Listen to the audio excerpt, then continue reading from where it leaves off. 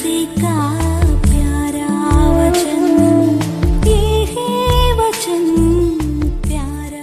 परमेश्वर के धन्य नाम की महिमा हो। प्रभात मनन के सत्र 1865 में आप सभी का बहुत ही विनम्रता के साथ स्वागत करता हूँ। आइए आज को मनन के लिए हम पढ़ते हैं इब्रानी अध्याय 5 पद 14। पर अन्य सयानों के लिए हैं जिनकी ज्ञानेंद्रियां अभ्यास करते करते भले बुरे में भेद करने में निपुण हो गई है। कल के मनन में हम ये देखे थे कि 14वीं आयत में इस्तेमाल किया गया सयाना शब्द परिपक्व विश्वासी को दर्शाता है और 13वीं आयत में बताया गया बालक शब्द अपरिपक्व विश्वासी को। इन दोनों के बीच का महत्वपूर्ण अंतर भी कल के मनन की परिसमाप्ति पर हम देखे थे कि बालक अथवा अपरिपक्व विश्वासी संसार की नैतिकता को आत्मिकता समझते हैं और सयाना अथवा परिपक्व विश्वासी परमेश्वर की नैतिकता को जो प्रभु यीशु मसीह ने संसार में दिखाई है वचनानुसार आत्मिकता समझते हैं।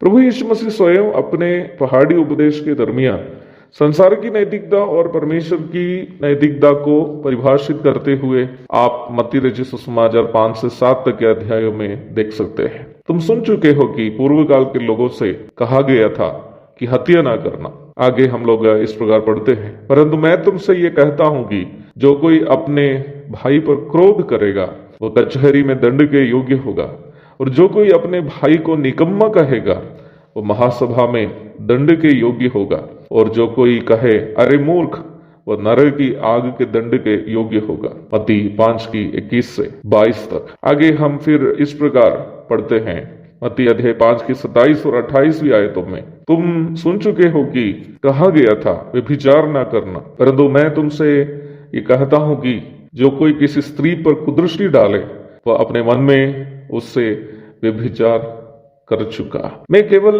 चंद पदों को ही उदाहरण स्वरूप आपके सामने ला रहा था। यहाँ पर वास्तव में प्रभु यीशु मसीह संसार की नैतिकता और ईश्वरीय नैतिकता के बीच के अंदर को परिभाषित कर रहा है। थोड़ी सी और गहराई में यदि बताऊं तो संसार में स्थापना किया गया इस्राएल नामक राष्ट्र के लिए दिए गए नियम और परमेश्वर के नियम, नहीं तो इस्राएल के लिए दिए गए नियम का स्तर और परमेश्वर के नैतिकता के स्तर, इन दोनों बातों को प्रभु यीशु मसीह यहाँ जो आयतें हम पढ़े हैं उसके द्वारा परिभाषित कर रहा है। मत्ती 5 से 7 तक के अध्यायों में इस प्रकार कई दृष्टांत प्रभु यीशु मसीह सांसारिक नैतिकता और परमेश्वर की नैतिकता दोनों के बीच के अंदर को परिभाषित करने के लिए इस्तेमाल करते हुए आप देख सकते हैं।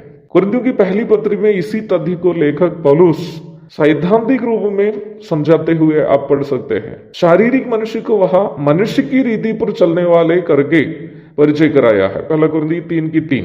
मनुष्य की रीति का मतलब है मनुष्यों की नैतिकता की रीति पर।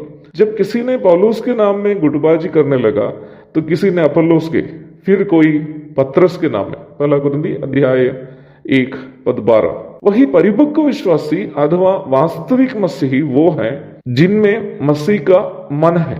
पहला कुरिन्थी अध्याय 2 पद 19 और 20। वास्तविक मसीही करके मेरा कहने का तात्पर्य है परिपक्व मसीही, अर्थात मसीह के द्वारा दिखाए गए नैतिकता को अपने जीवन में लागू करने के लिए कोशिश करने वाला व्यक्ति। ऐसे लोगों के सभी निर्णय परमेश्वर के नैतिकता में अपने आप को बनाए रखने की तीव्र इच्छा से उत्पन्न होगा। एक परिपक्व विश्वासी वही है जो संसार की नैतिकता के अनुसार नहीं परंतु परमेश्वर की नैतिकता के अनुसार अपने आप को बनाए रखने के लिए तीव्र इच्छा रखने वाला एक व्यक्ति। इस विषय के बारे में हमें अधिक समझने की अनिवार्यता है। समय के अभाव में वर्तमान में इस अध्ययन को मैं यहाँ समाप्त कर रहा हूँ। प्रभु दया करे हम अध्ययन को कल भी जारी रखेंगे। प्रभु के धन्य नाम की महिमा हो। आमीन।